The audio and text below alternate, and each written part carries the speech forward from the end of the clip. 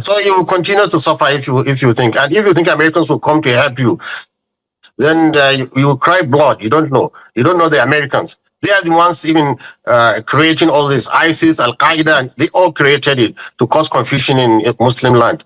But unfortunately, in Nigeria, we have a big population of Christians. So this is not a place to play with fire.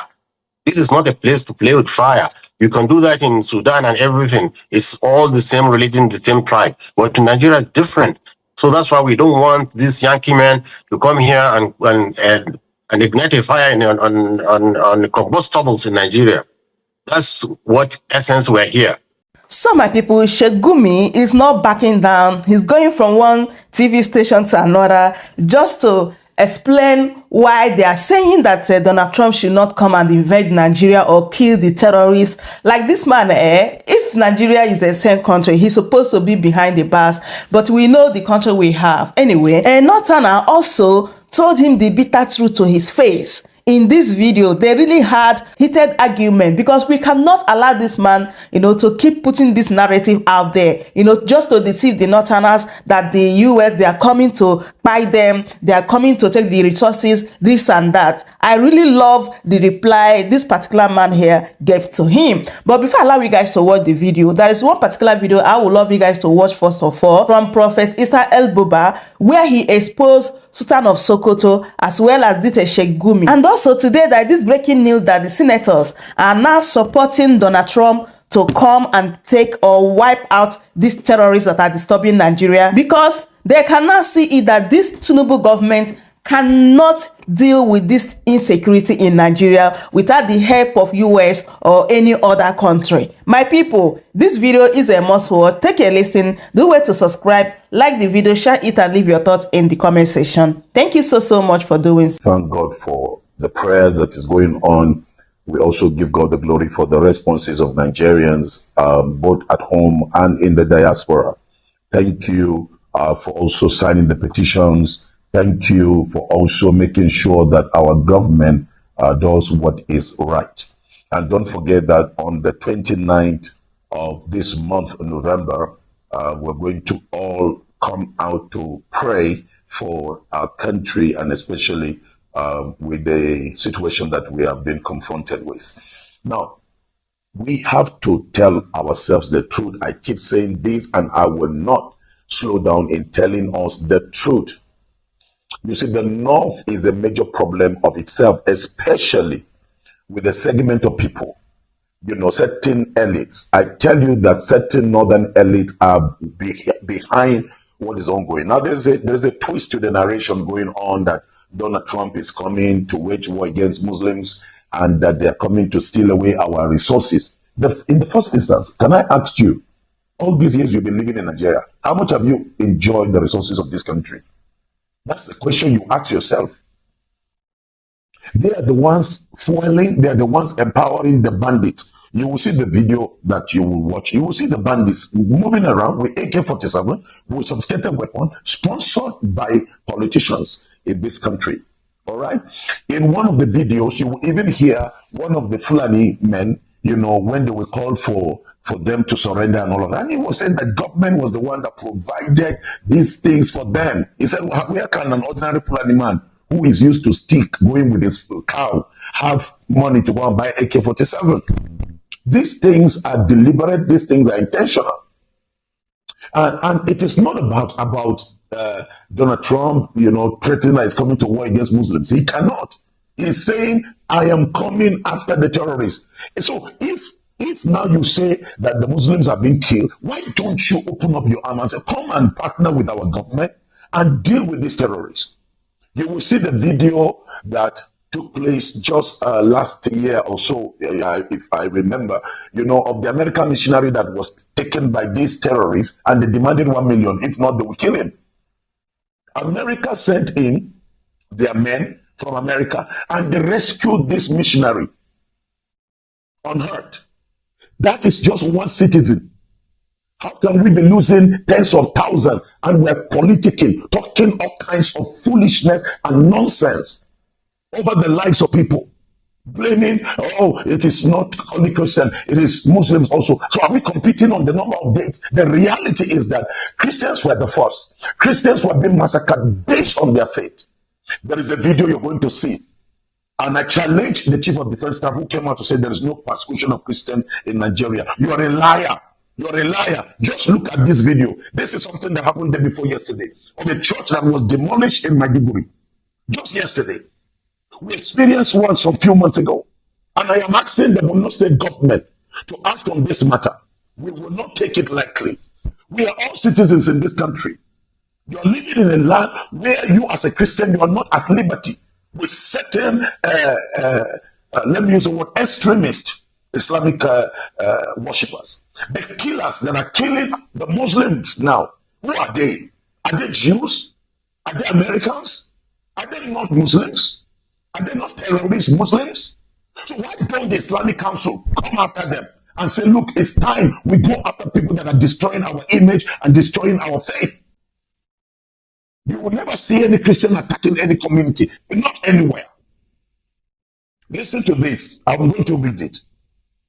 Gumi tells Tinubu to cut ties with the US if Trump fails to withdraw military threat. Look at this Gumi. Listen to what this Gumi said some time ago on the Guardian News. He said, allow bandits to guard our forests for peace to reign. Shegumi says, allow bandits to guard our forests. So you tell me you don't know the people that are brain behind those bandits, those Fulani killer headsmen? Let me read another one by Pantami, the former minister. Listen to what he said on People's Gazette. He said, Boko Haram terrorists are our Muslim brothers. Shouldn't be killed like pigs, Minister Pantami said. Boko Haram terrorists are our Muslim brothers. Do you hear? Let me read what the Sultan said. The Sultan is the one that is the head of Makban. The Sultan is the head of Mayati Allah. So the Sultan can stop this genocide, this killing, just what happened day before yesterday in Kanu. They can stop it. Listen to what Sultan said. You fight Almighty Allah when you fight Boko Haram, Sultan of Sokoto. You fight Almighty Allah when you fight Boko Haram. Now, these are the people. And now they are spreading the news around the north that, oh, it is war against Muslims. It is no war against Muslims. The people that are being massacred or killed as Muslims in the far north are people who resist these evil terrorists, evil men. So I will advise President Tinubu, align with President Donald Trump. Let them support you. Let us deal with this matter once and for all. The bloodletting is too much. All right? It's too much. No one Nigeria needs to die. Look at Chad. Chad has blocked our borders. Chad has blocked our borders not to allow these terrorists to enter. We here in Nigeria, we are negotiating with terrorists. We are negotiating. Look at the soldier that we lost now, just day before yesterday, that were escorting a member of the House of Representatives. Look at the one that happened in Niger. Look at the one that happened in Katsina. Why are we just let me use the word, going around and denying the facts? This genocide is real. I have all the documents. I can show you the site. The persecution of Christians in certain locations in the north is real. Let's not deny it. It's real. There are certain universities in the north. A Christian will not be given, the admission to study medicine. You can't build church. This is a land that belongs to all of us. You build church, they come and demolish it. You say there is no persecution. Let's not be lying to ourselves. Mudera kariyama kamu. Arewa mune dabo kamu. Sai ranar da muka yarda cewa zamu amshe gaskiya. Gaskiya ita ce gaskiya. Kuma gaskiya guda ɗaya ce. Kashe nan da yake tafiya. Yawancin senators namu, members of the house, governor mu a nan arewa sun sani. Kun sa abin da kuke yi. Sultan ya sa abin da yake faruwa. Ya san cewa yana da iko ya siyar da wani abin da ke tafiya. Sai mu zo na muna hulun kanmu cewa Amerika za su zo zai yake musulmai. Ina ne ko gani Amerika ta yake musulmai? America had the base into Saudi Arabia. America had the base into United Arab Qatar. America had the bases into Akasan Musulmai. Enough again. Abu the shit on a turbiche. When enter that. Zamuzo. Gwamnatin Najeriya ba za ta yi komai ba. Za mu zo mu kashe wayannan mutane. Me muke nema? Muna nema a cikin ba na kashe mana mutane. Wani rana ne za mu yi hankali a nan arewa. Duk talauci da kenan, duk wahalar jama'a, duk abin da mutane suke fuskanta. Sai a dan ana bar malamai suna siye akan pulpit, akan magani, suna ta maganar banza kawai. Wai abin ne kaza, nonsense. Nonsense. This evil, you must stop it. You must stop this evil in the north of Nigeria. Let's face the truth, okay? The life of one person, my Muslim brothers, my Christian sisters, whether it is an enemy, is very important. You don't have the right to be killing people, to grab their land. Right now, I want to admonish the government of Nigeria, all the communities that have been, the people have been sent away, and the terrorists are living there. Go and prove to Nigerians that you're ready to clean up. Those villages are occupied by the terrorists. You know those places. Let's stop lying to ourselves. Let's stop lying to ourselves. And I want to admonish every Nigerian. We must all stand with one voice. The killing of Christians is not glorious. The killing of Muslims is not glorious. But we must face the fact. We must face the fact. All of these Islamic clerics that are fueling more fire, deceiving people with deception, we must close them. Nigerian government, you know them, go after them, cut them, and then this thing will come to an end. They are breeding wickedness and they are breeding terrorists in the form of Al-Majri. Why the moderate Muslims will not be allowed to survive? The moderate Muslims will not be allowed to stand. If they do anything, they come after them and kill them. We must stop this. And you, government, you know it. You have the list with you, and you know what to do. And so I call on Nigerians. On the 29th, we shall gather in different locations and pray and lift up our nation. And we are calling Donald Trump, don't slow down. Whatever it's going to take you to push along with the government of Nigeria, please do it. It is for the safety of humanity. It is for the safety of humanity. I feel pain for the number of soldiers we are losing every day. I feel the pain. Soldiers that are ill-equipped. Soldiers that don't have all it takes. And then they will go all over the place lying and deceiving people. Nobody can deceive us. This country, God gave it to us. This country, God gave it to us. And we must make sure we rescue Nigeria for the sake of the future generation. God must be glorified. Whether it is Christian, Muslim, or enemies, we must live well.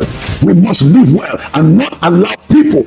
Look at it the way they are filtering our gold. Do you know the amount of gold they are taking out in Zamfara? Do you know the amount of minerals that has been taken from Borno? Do you know the amount of minerals that has been taken from the North Central? It is all of these politicians selling it to themselves. We better wise up. And I speak to every priest, to every real imam. It's time you stand on the right side. Those terrorists that call themselves Islamic scholars, it's time Nigeria round them up. Then we will have the peace the North used to have. In those days, we will come back to that and Nigeria will prosper. May God bless Nigeria. May God watch over Nigeria. And may God sustain Nigeria. President Donald Trump has issued a stark warning that the U.S. military intervention in the country could involve both ground troops and airstrikes. Now, his remarks follow Washington's designation of Nigeria as a country of particular concern over alleged religious persecution and claims of genocide against Christians. Now, the genocide claim, however, remains highly contested, with some Nigerians arguing that violence from terrorist groups and communal clashes affect both Christians and Muslims. Other highlights the disproportionate toll on Christian communities, especially in the Middle Belt, as evidence of targeted persecution. Now, critics say the Nigerian government has responded weakly to the country's worsening insecurity. They accuse authorities of failing to act decisively against terrorist groups and also armed militia, allowing violence to escalate unchecked. Now, Trump's comments, though divisive, appears to have jolted Nigerian officials into a more active stance. The core questions, however, still remain. Has the government done enough to confront the crisis, or is international pressure now the driving force behind its response? Now, joining me right now to discuss this is Sheikh Gumi. He is, of course, an Islamic cleric and peace negotiator. I also have Azari Yusuf, is the former national coordinator of the Middle Belt Patriots. Gentlemen, thank you for your time. Thank you. Thank you very much. It's a pleasure to have you. All right. Sheikh, let me start, of course, with you. And I would start this conversation by reading, going back to the tweet made, or the post on social media, that is, made by the United States President Donald Trump. I'll read just part of it. According to President Trump, he, in his words, has described the country, that's Nigeria, as a country of particular concern. He wrote quite a couple of things, which of course has ignited conversations around the safety of Christians. Now, this particular subgroup. Now, the tweet goes this way: Christianity is facing an existential threat in Nigeria. Now, thousands of Christians are being killed. Radical Islamists are responsible for this mass slaughter. I am hereby making Nigeria a country of particular concern. Of course, this has ignited conversations around the genocide of the Christians, in the country. So I want to ask you, Sheikh, is this the true, for you, does this reflect the reality of Nigerians? Okay, thank you, Mr. Dapo, for inviting me to the hot topic of the hour now. This allegation is false. It's a misrepresentation of reality, and I'm sorry to say it's also mischievous. A country. Sorry, just to be clear on that, you said the allegation by the President of the United States is false and also a misrepresentation of reality. And also mischievous. And mischievous. Why is that? Yeah. Because America knows about Nigeria probably more than what we know. They know everything. What is now the Boko Haram Commission by the government has proven that Americans used to ferry guns to Boko Haram. And recently, the retired Chief of Defense Staff said there is no way that international community is not involved in Boko Haram in the Eastern Theater. Northeastern Theater, because for 15 years the army has been battling them. Let me tell you what happens. Boko Haram comes in jeeps and loaded with anti-aircraft gun. You know, the anti-aircraft gun has a higher range and more destructive power than a machine gun. Our soldiers don't have that. They are fighting us with anti-aircraft. From a kilometer, they will devastate our post. So who is arming them? Who is arming them with these anti-aircraft guns? This is how they kill our soldiers. They are fed it to them. And now, in fact, the committee said they thought it's France, but now they have realized it is America by confession of Congress members. So what are they coming to tell us? These people, liars. They tell a lot of lies. This is how they did in Iraq, and this is how they did even in Gaza recently, fueling genocide, then coming to disturb Nigeria. Why Nigeria is different from all other places? Here, any small thing can trigger a real, true religious conflict and clash. Just you can imagine from the reaction, the polarization of Nigeria, whereby most of the Muslims were against this irresponsible statement from Trump, and a lot of Christians, especially in the social media, the young ones, they are supporting him. So we're having polarization. What more if bombs start dropping on Nigerians? You know, a small thing can trigger mayhem, the real one. So what we are trying to avoid, trying to pacify people, going in there. I myself in a committee during the last Kaduna State regime, we have a House of Kaduna family. It's composed of clerics from both sides. We go to southern Kaduna, see the destruction there and see the fight there, trying to participate, meeting with all of them, gathering them together, bringing peace to them. In fact, southern Kaduna now is peaceful. That's the hot spot. Plateau now is peaceful. Benue is peaceful. So why is Trump nosing into? Sorry, I'm sorry to interrupt you. You said that Plateau is peaceful, Benue is peaceful, but there have been records of attacks lately. When last did you hear about an attack? When last? So for you, according to you, it's those states are peaceful. When last did you hear of an attack? When last? The government is working very well. All right. Let me. Kaduna. Look, Kaduna Abuja Road used to be the den of kidnapping. Now you can go freely even in the night. Anyway, so things are improving. As things are improving now, this man will just come and try to steer a problem with us even in Nigeria. Anyway, for Plateau State, for instance, sorry to interrupt you. I mean, Riyom, there was an attack recently in Riyom. So, I mean, Yelwata, even though we know that it happened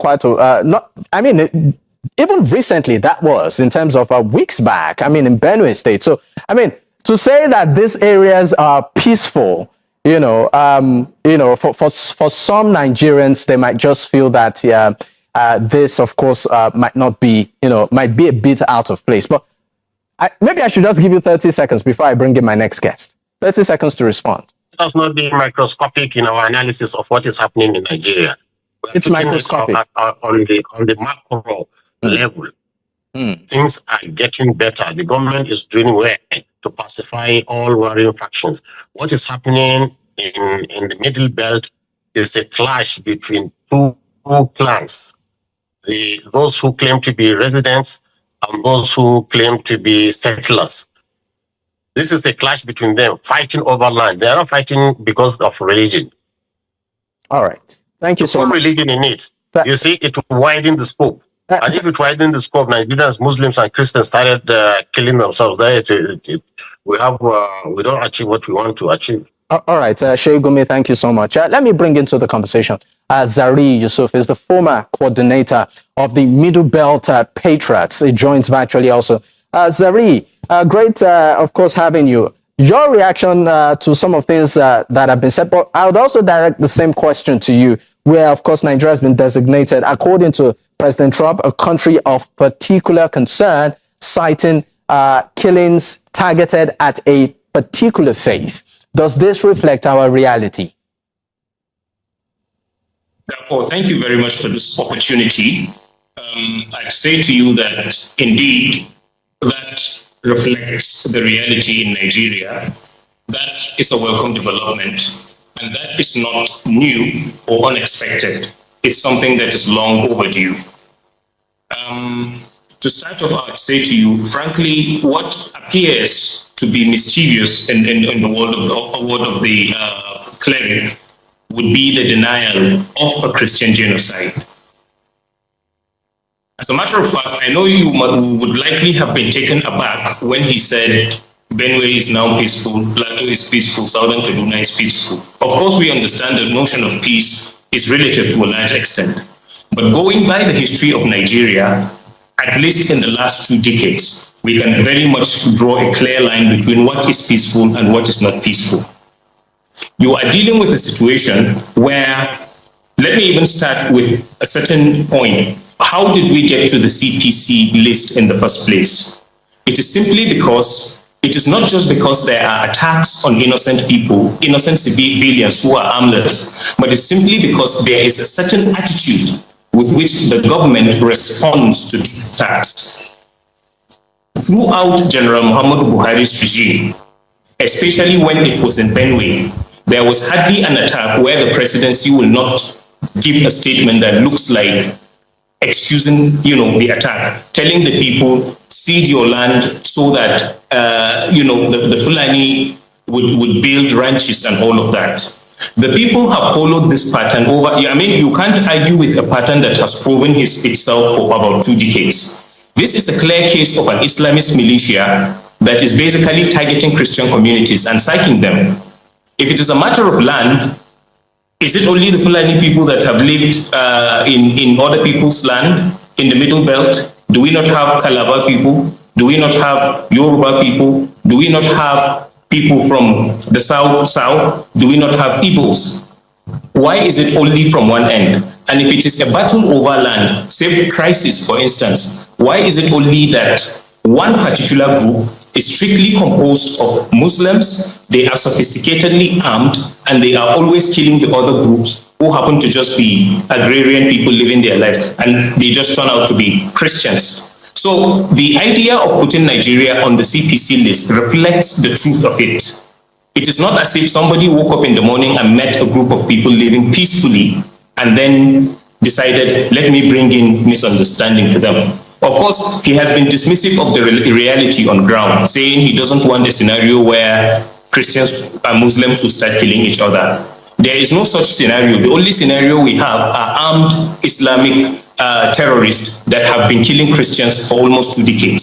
So what exactly are we talking about? And what exactly are we afraid of being put on the CPC list? I remember the statement is that if the government will not take the responsibility of ending these killings, then of course the international community has a legal and a moral responsibility to step in. Wherever there is a genocide, you don't need the permission of the government of that country. Now, I'm coming back to you, Sheikh Gumi. Let's quickly look at our approach in tackling insecurity as a nation. This, of course, has been festering for quite some time. We've seen, and that's years, I'm talking about years here. We've seen different approaches. You've also been very much, what I call it, involved, particularly when it comes to the issue of banditry and this terrorist. I mean, you've been consistent in a way, talking about dialogue, rehabilitation, and even amnesty for the repentant, terrorist, which I just want to put this to you and ask you, from your perspective and what you've seen and experienced, why does it appear that like we're moving in circles? Before I get to that, what I can see clearly is why do you put the list of Christians killed without a corresponding list of Muslims killed? Muslims in the southern Kaduna or in Plateau are killed in the thousands. And it's not only the militias they are killing them, even the Air Force have bombarded and killed so many villagers like that. So why don't we have a list of that? Why don't we have the list of the Tudumbiri people that we have massacred during their celebrations? Why don't you put those who were slaughtered in the boss? Why don't you put the image of Major General Kali? So many cases. I think we Muslims, what we need to do now is to bring out to public the names of those who are killed and massacred in the southern, in the Middle Belt region. That is a mandatory for us now, so that the string of the information will not tilt against what is happening. It's two people fighting. It's a case of two-sided fight with both sides having casualty. To paint it as Muslims killing, I wonder if Muslims are killing Christians. I don't know if there will be any Christian left to be talking to you on the TV with the viciousness of Sheikh Gumi. So I mean, you've established from your perspective also a pattern. But what have we been getting wrong? Why is it that we are still back to this same conversation of insecurity? You've been part of the process. I mean, you've been pretty much. The situation is improving. The interference of America will only worsen it. This is what we are saying. But gradually, Nigerians are healing slowly and gradually. So for you, you feel that the security situation. You feel the security situation in the country is improving. Their precedents tells you that these are people who lie behind moral issues and attack people for their resources. We have seen that in Libya, we have seen that in Iraq, we have seen that even recently in attacking Iran over its peaceful nuclear. So what will they do with Nigerians too? And you see, this Republican Party, especially now that we have zero evangelical Christians in power, they are anti-Muslims. They have an Islamophobia.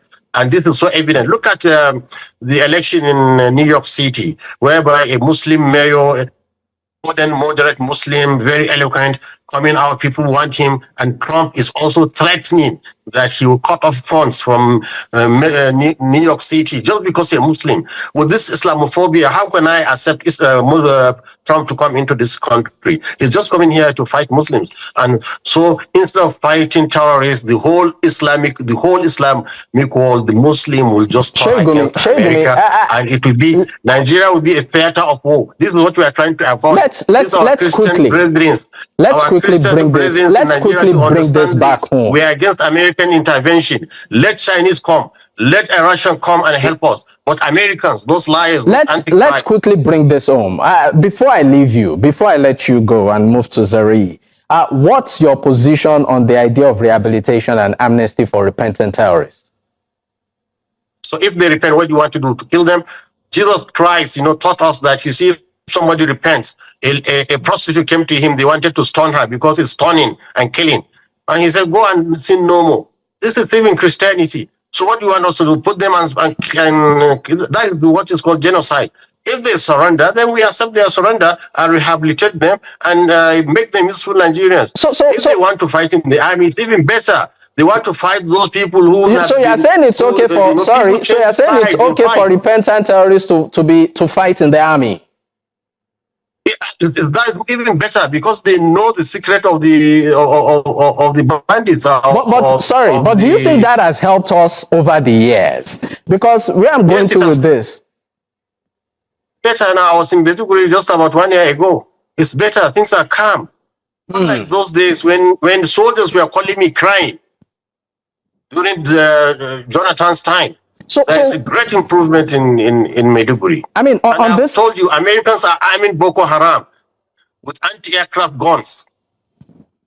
These same Americans, this same criminal country that wants to come and disturb Nigerians. All right. Look, I'm still going to stay with you on this, please. Do not allow these antichrist people to come into Nigeria here. I'm telling you, because we all suffer. Nobody will find it easy. So don't think they are coming here to save you. They don't even, they're Christian. This man who is groping women and doing all that kind of thing, this man, a convicted felony, giving money to a prostitute so that she will keep quiet. This same man you tell me is fighting for Christian. Is that Christianity? Sheikh Gumi, let me leave you for a moment. And let me, of course, bring in Zari Yusuf. Zari, quickly, maybe you'd like to react to some of the things that have been said. But my question to you also is, where have we been getting it wrong as a nation? Why are we still having this conversation even after many years and several efforts?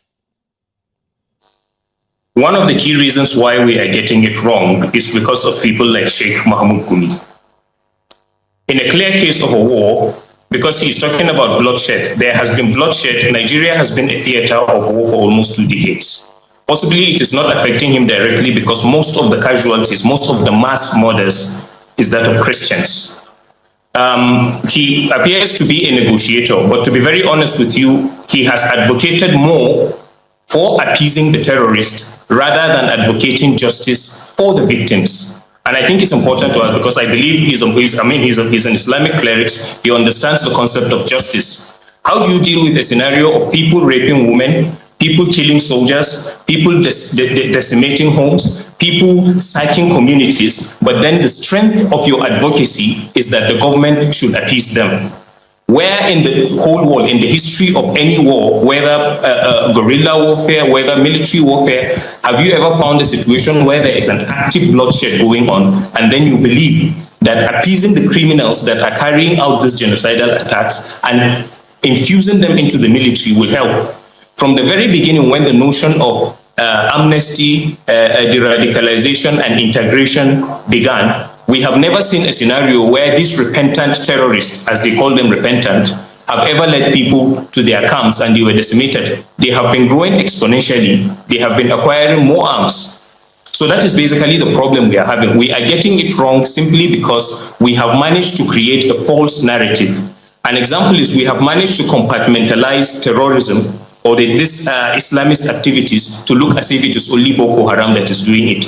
The reason is because the rest of the terrorist groups that are jihadist in nature have been forged into different names. For instance, he's talking about true fighting.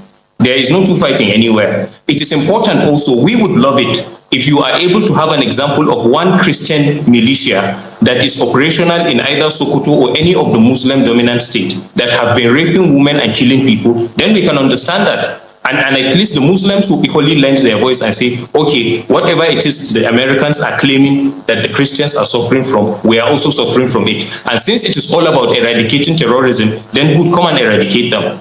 But I think the problem is not just because there are foot soldiers who are killing people. It is because there are people who are sympathetic to the jihadist cause, there are people who are sponsoring them, and the involvement of any foreign nation in a scenario where there is a genocide does not end with the foot soldiers. It traces those who are sympathetic to their cause, whether because of political or religious or ideological beliefs. It equally traces those who sponsor them. And I think that is primarily where the problem lies in Nigeria. We are not sincere with the war against terrorism. Once it involves, because wherever you go to, we can't force ourselves. Most of the time, you find a lot of Muslims claiming that these people, they are not truly representing Islam and all of that, blah, blah, blah, and all of that. But the truth is that there is an Islamist, well-armed Islamist jihadist group that has been massacring Christians. And what we find, unfortunately, people who should be speaking or condemning this act are busy trying as much as possible to create sympathy for them. You can imagine him saying that killing the terrorists will now amount to genocide. Then what will you tell the people that have been burying there? For instance, just of late in Yelewata, over 250 people were killed. But he describes that not as a genocide. He says two fighting, even though we don't know of. All right, Zari Yusuf. I mean, we are really trying to manage time, and I know you have a lot to say. But let me bring the conversation back to Sheikh Gumi. Sheikh Gumi, I mean, you might want to react to some of the things that have been said. But my question to you in particular is, at this point, what would be your advice for the president of Nigeria and the Nigerian government in terms of how best to handle this situation with the U.S.? One thing I find with this youth usually is they try to demonize people. Just imagine I'm going taking risk to see that I pacify these people, people that even government cannot fight, people that are armed by this same America. They are armed by this same America. Why are you not addressing that issue? I'm trying to pacify them to change their direction. Look, they are Nigerians. You should not fight Nigerians. You should not allow foreigners to use you. They want to destroy Nigeria. In fact, since 2025 or 2015, they are saying Nigeria will disintegrate. And look at this youth trying to demonize. Even as I'm trying to talk to you to show science into this, they think we are part of the problem. So you